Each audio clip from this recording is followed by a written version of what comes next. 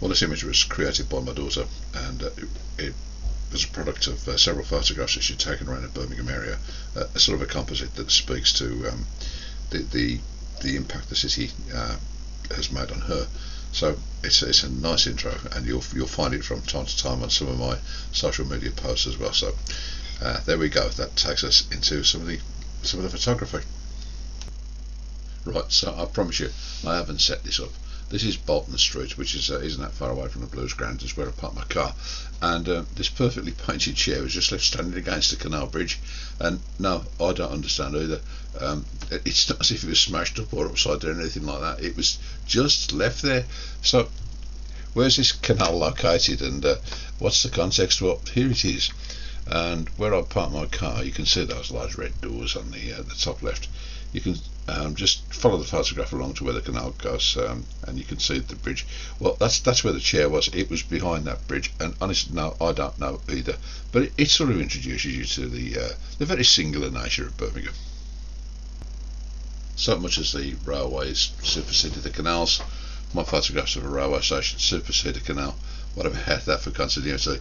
As in most cities, it's always a good idea to look up and to see what the architecture is actually doing. Controversial, isn't it, the HS2, and this is Curzon Street Station. But looking up there, you get some sort of feel for the history of the area, and the idea of something very modern coming into something with such a historical footprint sort of appeals to me.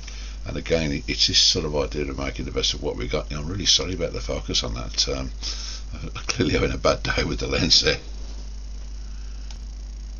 So if you were there with me now, and you turn around, that's what you'd see. That's a few of these structures here. I don't know, they just give an idea about breaking up space. And I quite like the idea that they are oxidising, they are turning colour, and I just love the way that they blend in with that sort of biscuity vanilla colour in the background.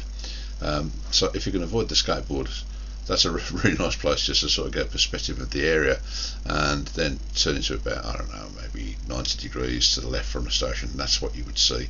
So that's the Curzon building of Birmingham City University, and part of East Park there, and here we are, another shot of the university in Cardigan Street.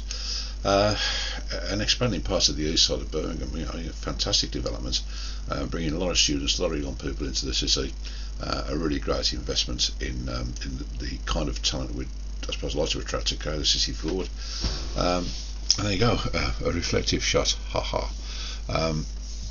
Again, I apologise for the focus. I think I was just maybe trying to be too clever there, and that's what happens, isn't it? Still, the whole world loves a trier. The whole world loves a trier, but they love a trier as well. Maybe one of the things we've been, alright then, justifiably accused of as a city has been the destruction of its industrial heritage and its Victorian heritage, red brick. And alright, I get it, but of most threads where you see sort of photographs of modern Birmingham on social media, somebody will chip in, oh, it's not as good as it used to be. Well, I tell you what, it wasn't that good. It's coloured by memory, but I have to say, some really nice looking buildings were sacrificed to the architectural developments of the 1960s, and it's been done, and I think we just need to let it go.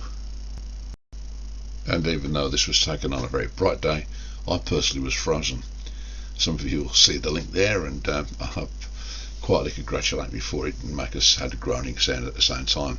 So this building has been purchased by Birmingham City University, and it's going to be a major part of their development going forward.